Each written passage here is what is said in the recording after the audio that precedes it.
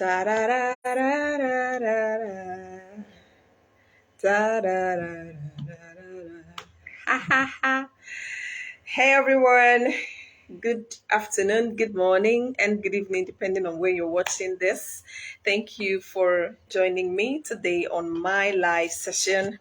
I'm so excited to come your way today, being the International Women's Day. It is actually a special day because, we are being celebrated. I'm so excited. And, I've always looked forward to this day because it's a day that the whole world stands still to celebrate women, to celebrate this great, they call us God's last born. And I think that's very correct in many ways. We are God's last born, we are his babies, and he cares so much about us. And I want to use this opportunity to celebrate and appreciate all the women out there who are doing incredible things, who are changing lives, doing great work, supporting fellow women, doing amazing things. I celebrate you and I appreciate all of the effort you're bringing to the table to make sure that this world is a better place. You're the real MVPs and I celebrate you. Okay, I don't want to go into calling names because if I get into calling names, I'm definitely going to get myself caught up because I will miss out names and I will miss out probably the most important people. So I'm just going to celebrate all of the women, my mentors, my coaches, my friends. Guys, there's something that people always say. They say, give me 1 minute. They always say that women don't support women. They say things like women always sabotage fellow women, that women are not, they don't support fellow women. They instead tear them down. They are jealous. In fact, some people, when they get a good news, they find it difficult to share with their fellow women because they feel like, oh, they're going to get jealous or they're going to plan evil against me and all of that. But I believe, I feel like, give me a minute. Let me fix this, please, guys. Give me a sec. This could be better, actually. I'm seeing some of my friends join already. Thank you for joining. Appreciate it. Thank you so much. This can actually get better, so we can do this. Women's Day. Women power. I have a friend that always, use that line, women power, and it means a lot.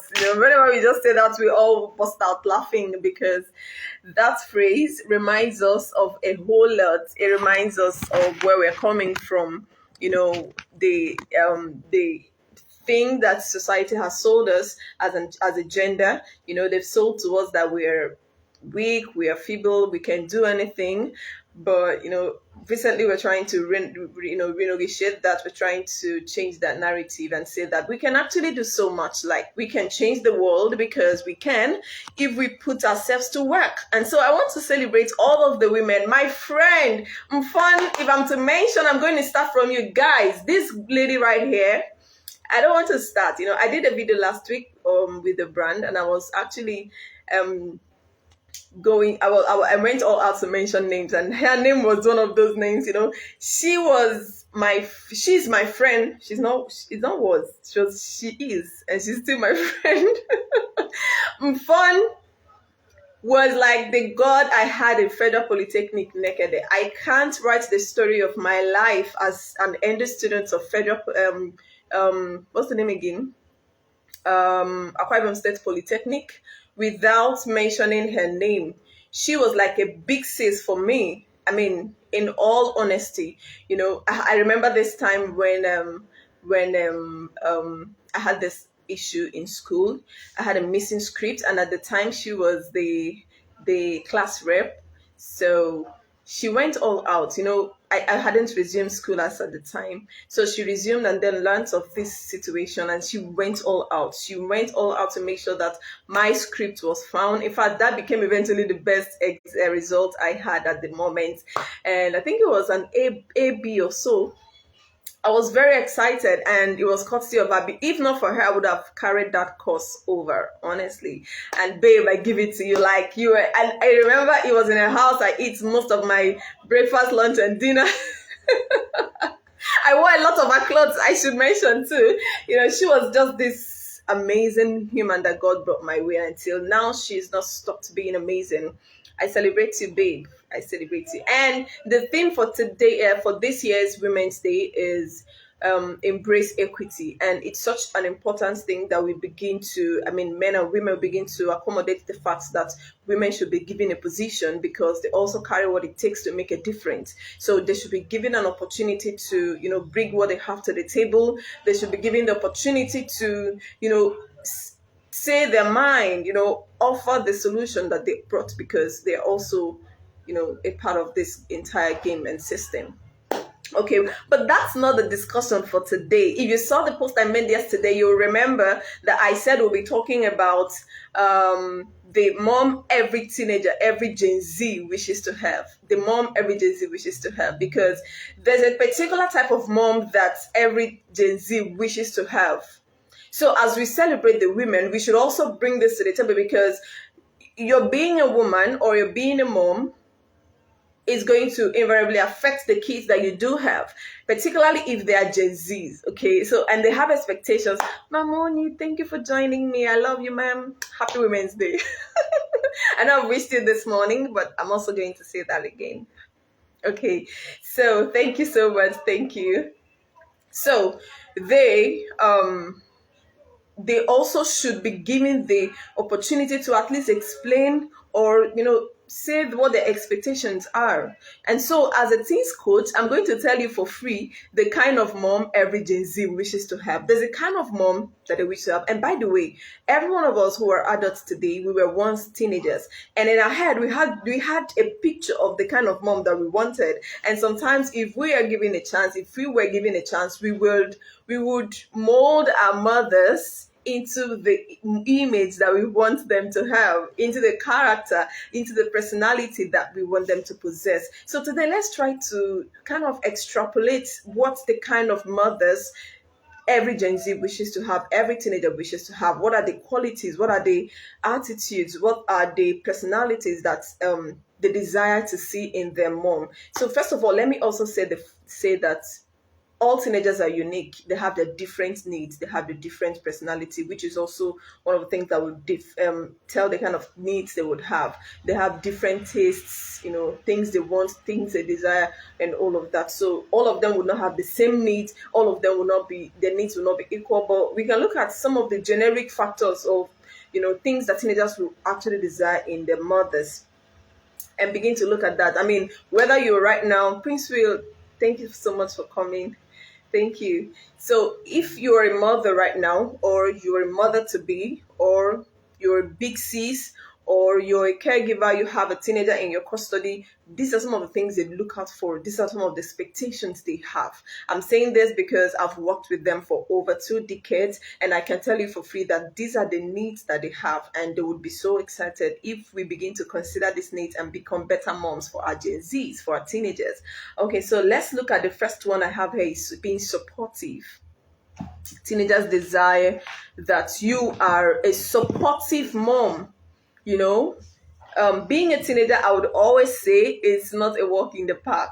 No, it's not.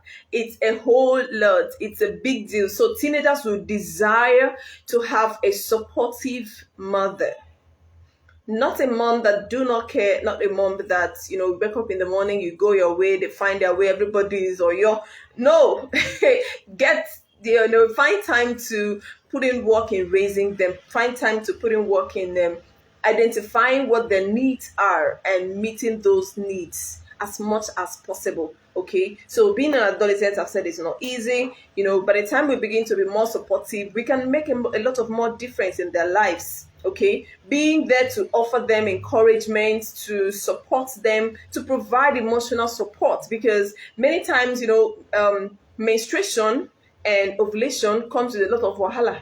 If you know what I'm saying, you will understand. In fact, if you're a woman, you will understand that it's not easy. A lot of time it comes with hormonal changes that makes you suddenly get so angry and furious. And sometimes you are angry without even knowing that you are. Sometimes you suspect that someone must have offended you when no one offended you truly, but because your hormones are reacting, you just get offended, you get angry. In fact, I have teenagers that I've spoken with. You just find a teenager sitting at one corner, and then you approach them and like, baby girl, what's the problem? And then they want to talk, and the next thing they're crying, and I'm like, who beat you? What's the problem? And there's no problem. There's just nothing. Their hormones are reacting. And it's very normal. So parents, mom, we need to understand these things. And that's why it's important that we get, help with professional mentors and coaches to guide our teenagers to understand these intricacies so that when they understand these things, when it's playing out, they will know, oh, okay, so this is my hormone. Okay, so it's time to just maybe take a break, maybe relax, maybe not respond, maybe they find a way to take care of that situation at the moment and not just flare up and lose that patience. Okay, so being supportive and being emotionally supportive to our teenagers is very important. It is part of a way that we can be available in raising them, not just in answering a mother or a caregiver. Emma saw me. Emma, what are you saying? That you're still a teenager? Emma, can you keep quiet? Emma, can you keep quiet? Emma, thank you so much for coming to my broadcast. I appreciate you so much. Okay, so it's important that and by the way, Constance, baby girl, thank you for coming. I see you. So it's important that we recognize what is important, what our teenagers need from us as parents so that we can provide those things while raising them. Another thing that teenagers need in a mom is a good listener. A good listener. Now, there's a difference between hearing and listening. There's a difference between I can hear you and I'm listening. Now, hearing is that you're just getting the vibration on in your eardrums. You can tell that someone is speaking. You can tell that someone is saying something. But listening is actually paying attention. Listening is investing all of your spirit, soul, and body to this person to get all that they have to say. And that's what teenagers need. In this world of technology where you could have parents, a mom is on her phone and she's trying to do something, and at the same time she's responding to a teenager or trying to listen to her complaint or to her, whatever that she has to say. They will get the vibe that they're not that important. At least they're not as important as their phone. So it's very necessary that we learn how to be good listeners, because that's one of the things that teenagers need. That's one of the things they need in a mother. They need a good listener, because there will be times when they want to say something that is really bothering them. But if they figure that, oh, mom is always busy with her phone, or mom never wants to listen, mom never wants to, all she just does is, listen to you, but she's absent-minded, or listen to you with, she's just ready to, she has an answer. So whatever you're saying is rubbish. When you don't say what you want to say, they will definitely give their one-line answer or their generic response, and that will be it. So if they get that vibe from you, it's going to affect the relationship that you have with your daughter or with your son or with your Gen Z. So it's very important that we understand these things, because it is in understanding them that we can begin to build a more robust relationship with our teenagers, with our Gen Zs. It is in understanding it and applying them that we'll begin to have a great relationship where they can actually be open. Because a lot of us, if you can be honest with yourselves, with yourself, you will tell that many times we are not as open to our parents as we should. Sometimes the people that have your top secrets are not your parents. Talk true. Just talk true now. They're not your parents. They're your friends, they're your neighbors, they are your peers. Okay? Because we feel that, oh, my mom she's not listening, she doesn't care.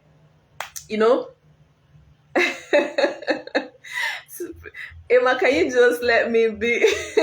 Okay, so I'm going to take the pizza, but I'm not going to take the 14-year-old. That's by the way. So if you pay attention to your teenager, you pay attention to their body language, you pay attention to understand when they're having mood swings, when they're having issues, when they're not feeling so great, and you actually be empathetic, which is one of the things I'm going to talk about subsequently. It will help them to relax. It will help them to know, okay, my mom really cares. Okay, so she's, they'll take you as their refuge place, as their, as a shelter that they can always run to. But if they look at you as someone that is Lion of the tribe of Judah, that you don't come close to, you are the Mrs. Principal, you've lost them. So that you will never get to know deep-seated secrets about them. Now, the next thing that another thing that we also need to know is that being good listeners means that you won't be judgmental. That's one of the things that that is required of a good listener. Being a good listener means that you're not judgmental, that you're not listening and you're waiting for them to finish to now say, okay, so why did you now go there? That time you went there, why did you not keep the book on the floor? If you did not keep the book on the floor, this rubbish wouldn't have happened. This is just few minutes after someone was vulnerable to you. So we need to understand that Gen Zs are very sensitive, very, very sensitive. So minding the words we use and minding our responses will be very important in fostering a great relationship with them. Okay, so it's very, very, very important, very, very important that we begin to rethink again the way we communicate with our teenagers. It's important that we are good listeners. Good listeners in the sense that you're listening to understand them, because there's a difference between listening to understand and listening to judge. Now, when you're listening to understand, you're waiting to help. You're looking for a way, okay, how can I help this person? Okay, what exactly could be going on in his heart, in her heart right now? Oh, who knows how long she has carried this thing before she was even able to open up to me. Okay, that's a good listener. That's someone listening to help, listening to support.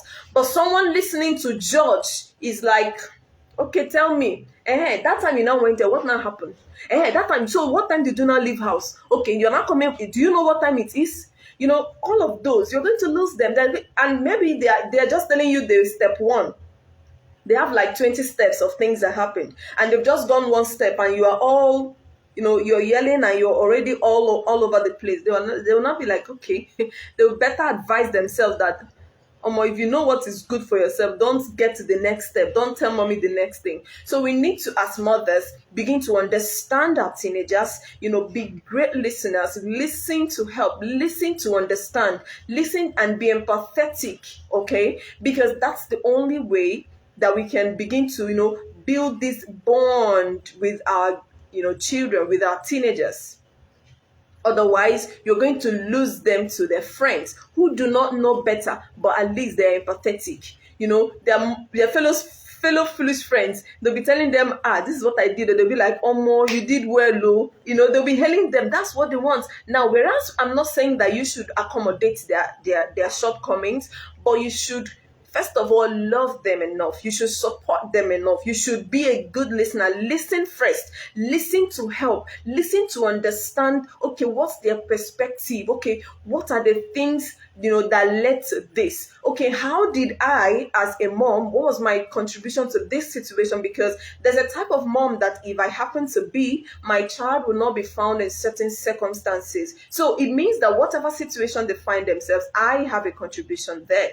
So if blame is to be apportioned, I should get some portion. So understanding that will help you to know, okay, I have a role to play in this. So I take responsibility for some of the things that are happening. And then I'm also able and willing to make adjustments. Beautiful. But when we are looking at them as, this girl, oh, she will not kill me. This girl, oh, look at what she did.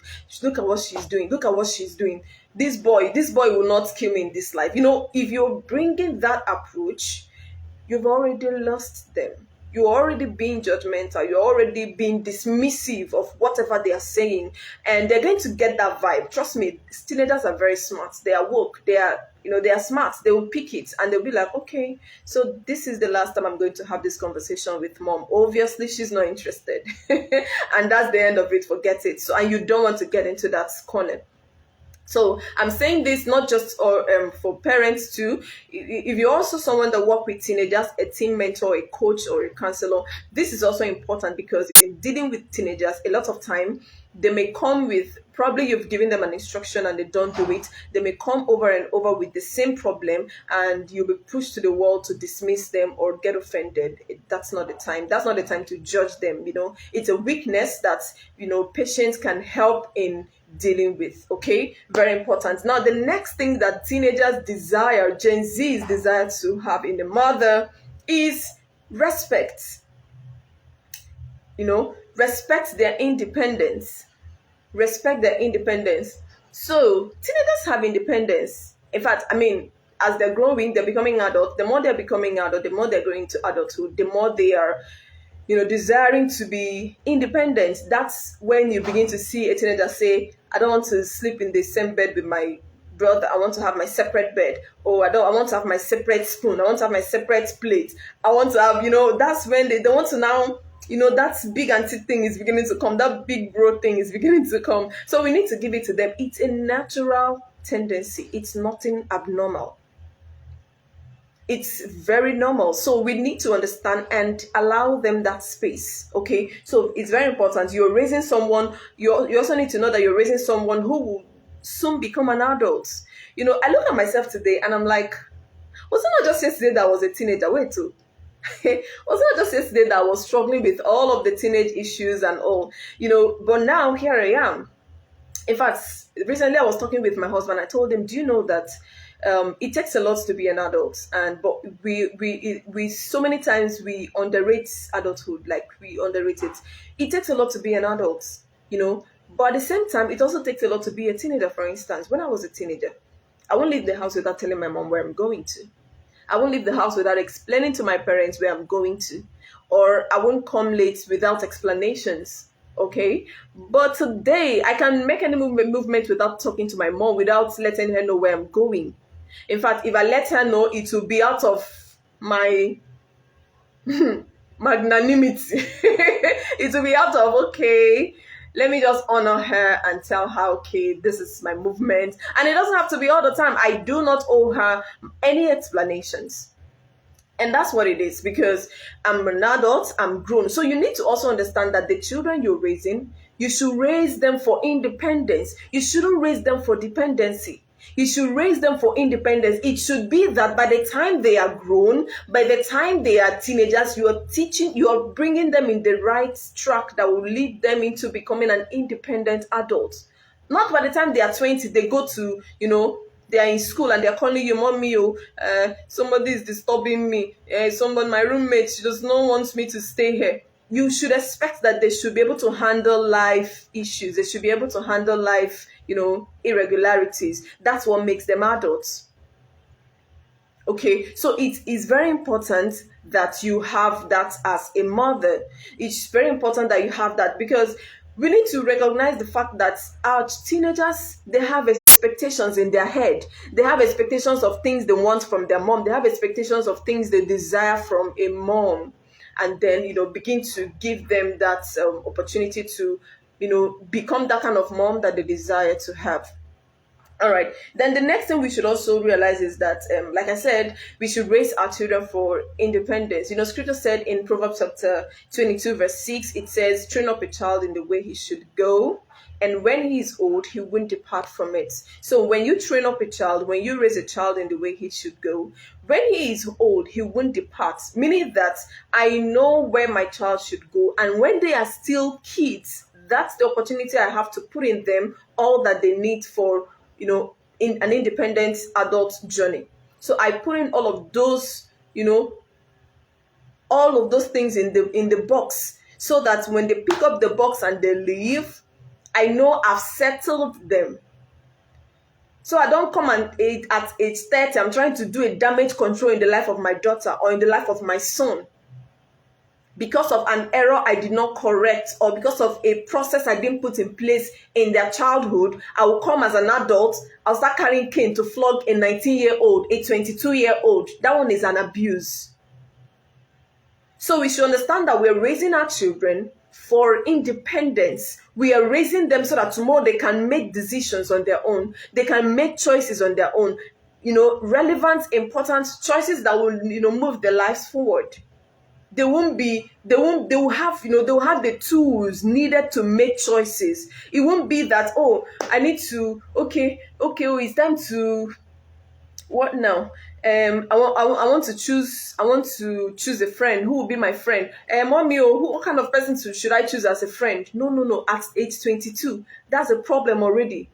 That's a problem. If anything should be done at that stage, it is called damage control, because it's already a problem. Because as you should teach your children, you should teach them how to choose a friend, what qualities to look out for in a friend when they are still 6, 5, 6, 7, 10. Otherwise, you've lost it. I mean, that's just what the truth is. So children and should be trained in the way they should go, so that when they grow, they won't depart from that track that you've laid for them. That's what it is. So it's important that as parents, as mothers, especially, we're talking about women today. So as mothers, we should become that kind of mom for our, teenagers. Miriam, welcome. Good to have you, darling. Thank you so much for joining my live broadcast. Okay, so we're talking about the mom every Gen Z wishes to have. So the every Gen Z wishes to have a mom that will respect their independence, understand that they are growing. It's very difficult, especially for African mothers. It's difficult for them to accept the fact that their children are growing. That very soon, I watched under my very nose how my mom was taking care of her own mom in her house when she became old. She was now treating, her mom was now behaving like a baby, and my mom was now the boss. I was like, what a life. Like, what a life. You mean this woman that we used to idolize as my grandmother? She used to be this strong woman that she can pound the yam with her muscles and everything, very strong and agile. And just few years down the line, it was now my mom taking care of her. In fact, it was we too, because we, her grandchildren, were also there to help and support her in her last days on earth. So you need to know that the kids that you're raising them for independence, that in the next few years, in the next few, generations to come, they are going to become full-blown adults. If not, you're going to continue to insist to spoon feed them, to, roll eba and put inside their mouths, because they're your children, your beloved children. So teenagers, Gen Zs, they will desire to have a mom who will respect their independence. Now, another thing that teenagers wishes to have in a mother is a mom that will practice equity.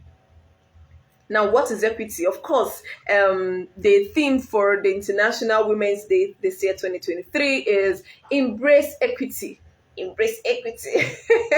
So, that's it's actually pointing towards is, having a world of balance where women and men are given equal treatment and equal opportunity. But then again, it also applies in the family, because many times we want to use one size that fits all in raising our children, so that when you raised your first daughter, she was taking beans as a best food, and then you had your second baby. Your baby does not like beans. In fact, she would throw it up if you force it down her throat. And you now insist, your sister used to take beans. Why won't you take beans? What kind of child are you? No. Equity. Now, I'm just using this as an example. I understand that a lot of kids naturally do not like beans. It's always a fight to eat beans. Okay, I understand, but I'm just using this for an example.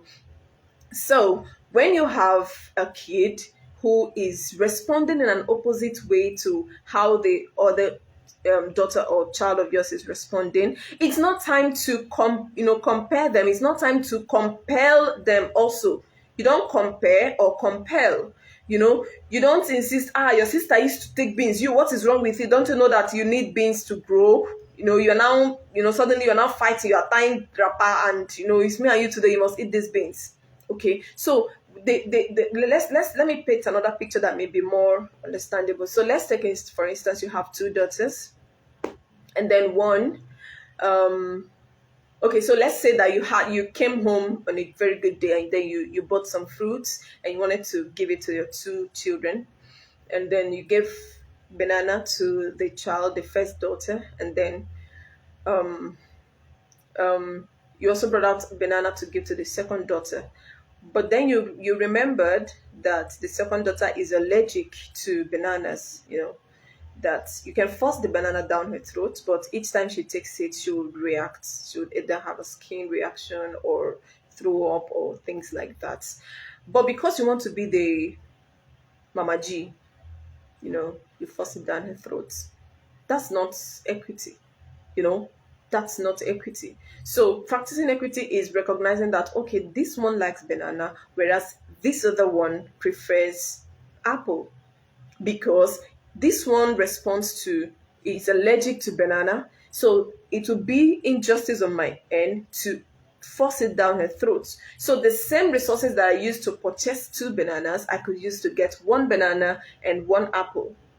Equity. Equity. Very simple. So, and what does that mean? In practical terms, it means that you should treat your children equally by treating them differently. Treat them equally by treating them differently. Now, in this case, you've given one person one banana, you've given one person one apple. You've treated them equally. You've given two of them food. You've given two of them one pieces, but you've also treated them differently because they are different. Okay, so you don't insist that what this person does. Let me take for instance, my first child sleeps by 8. When it's 8, she shuts down. There's nothing else you can do. So she's an early bird because by 6 she's already up. Then my second daughter sleeps by 12 midnight. She can't sleep until it's 12. She's a night owl. Okay, but she wakes up late. So I should be able to know how to arrange the schedules or the things I would require of them in such a way. Michael, welcome. Leadership coach, I greet you. Grand salute, sir.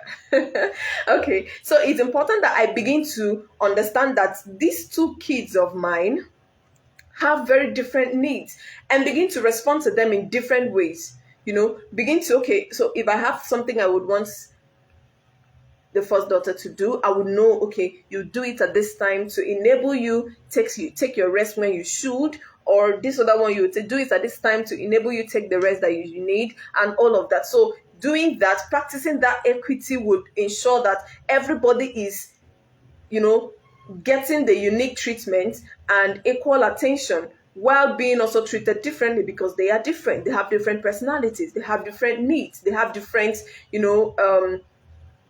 tests, or they're different, they're unique in their own ways. So we should also treat them that same way. I'm getting to the end. I have 2 more points to share with us before I call this broadcast to an end. Next thing is that teenagers desire from from the mom is to respect them, to be respectful and be fair. It's almost the same. It's almost similar to the last point I just shared, but a little difference is that we should be fair in the way we treat our kids. We should treat them in the way that is right.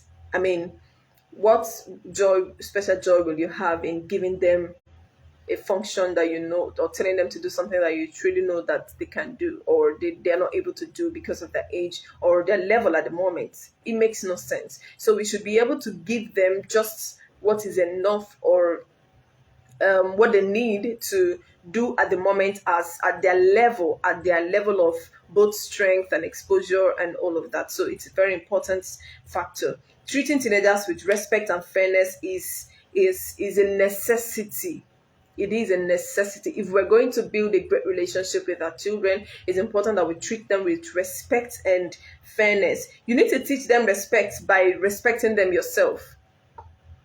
Back in the days, I remember, even now, when you see a child that, maybe in your compound or in your environment, she will cross you, she'll just, zoom across, and she wouldn't say anything. And you just look at her like, is that boy respectful at all? He doesn't know how to greet elders. I mean, we all were there, whether they forgot to do so or they just being intentional with it, it's a business. But it happens where you have someone who wouldn't respect people. Many times it is because there is nobody who is modeling it to them. There's nobody who is modeling that that's exercise, that's whatever it is that you want them to. There's nobody modeling it for them, so there's no way you would expect it from them. So it's important that we as parents, we as mothers, respect our children, respect our Gen Zs. They deserve it. The fact that you're giving them food or they're living in your house is not is not a reason not to, let them have that, or a reason not to respect them. They deserve to be respect them. For instance, when you want to get into their room, you knock on the door. If you barge in on them, you say sorry or excuse me. Things like that, they are commonsensical. We want them to do it, but we fail to model it. I mean, it doesn't make sense. It doesn't make sense. So we should model the things that we want them to do, so that when they make mistakes, we can, based on that, correct them. Very important. Okay. So respect your children. Respect them. Apologize. That's one of the ways you show respect, by apologizing when you're wrong. If you do not apologize when you're wrong, then you're not modeling it, because you're not showing them how to do it. And remember, children learn by examples. They don't learn by theory.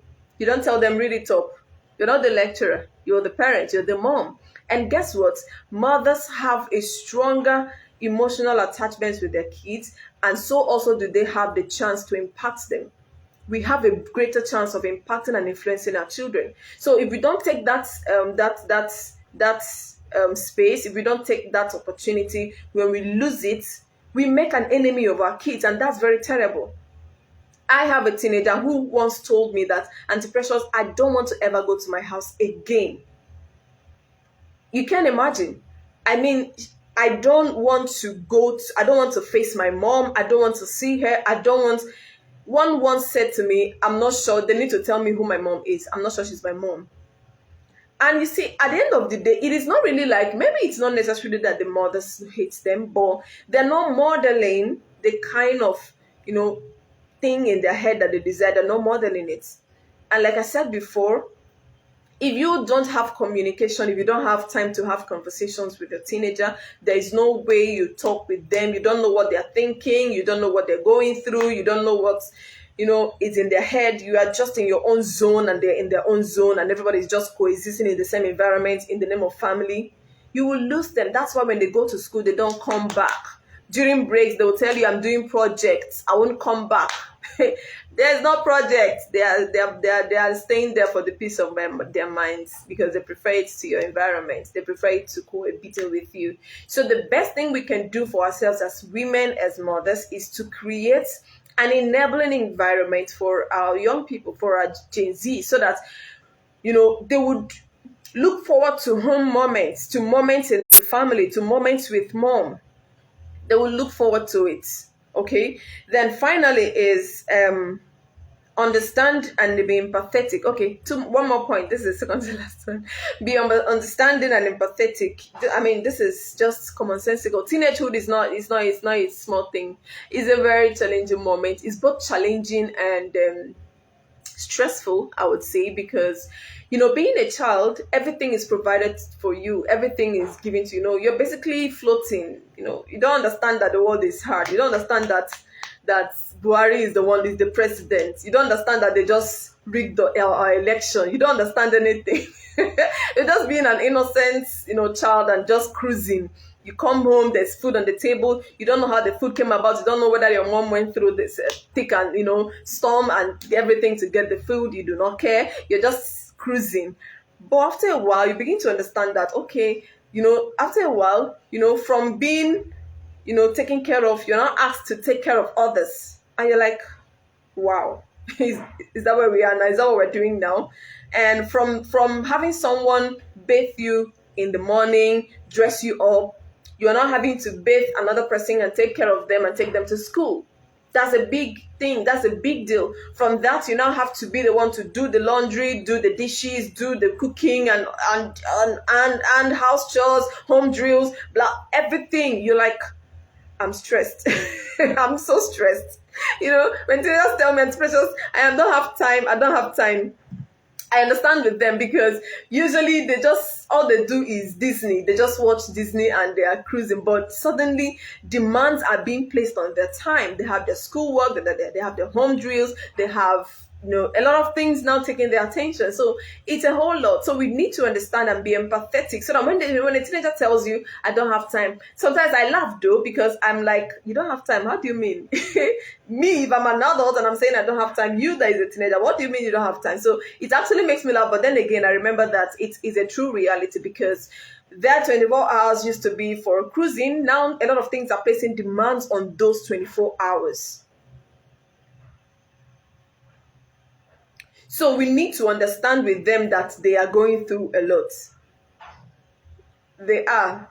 Recently, we celebrated International Day of celebrating the International Day of Wellness, mental health wellness for teenagers. I don't remember exactly how it was captured, but something around wellness for teenagers. And I'm like, okay, very important discussion because teenagers, we need to understand that they need time to think. They need time to refresh. They need that pause every once in a while. Finally, so the final point I have is that Gen Z desire to have a mom who is fun and loving. Fun and loving. One thing about teenagers is that, or Gen Zs, is that they are woke. They are woke, they are agile, they are energetic, they are all over the place. They want party, they want, excitement, they want 7 bottles in the air, and a lot of things. So they want that excitement. So they want a mother who also understands them, who once in a while can drop off the cloak of adulthood and join them in the party. Now, I don't mean literally joining them in the party, which is not bad though, but I mean, you can take a break and say, okay, so girls, what are we doing today? Okay, let's go make t-shirts. Everybody, we're wearing the same t-shirts. We are going to cruise and have fun. Let's go to the beach or let's go to the fast food and just have a time and talk and have conversations. Okay, let's dress up. We're all going to the studio to take a bit of a photo shoot. We're all going to make a videos. Things like that. It's, after such moments, you'll notice that they will relax. They'll be more at home. You can take advantage of such opportunities to even have conversations with them. To ask yourself, okay, so what are the things I've been looking forward to talking to my daughter about? I've been looking forward to talking to my son about. You can seize that opportunity because now you've cleared the airways. You can now talk to them about whatever it is. Very important. Okay, so these are some of the things, not all though, but some of the things that Gen Zs desire to have in their mothers. So whether you're already a mom or you have a Gen Z under your care, you have them as your younger sisters, younger brother, child, or your neighbor who you are helping in the name of a mentor or coach or whatever. I mean, if you can do this in any capacity that you can, then you could be on your way to having a better relationship with them and stand a better chance of influencing and impacting them. Because it is when you have a working relationship with someone that you can affect their lives. Someone said that people do not care how much you know until they know how much you care. So people may not want to know that you went to school, whether you are a graduate or not. It doesn't concern them. Whether you are the governor's wife or not, it's not their business. But when you care enough, when you are there, you're available, you're providing them help, you're providing them succor, you're giving them attention, you're being supportive. Come on, you're going to catch them. Each time you open your mouth to say, do this, Oshe, they will accept. Why? Because you've won their hearts. And that's the same way it works, whether it's in a family relationship or mentorship relationship or coaching relationship, whatever have you.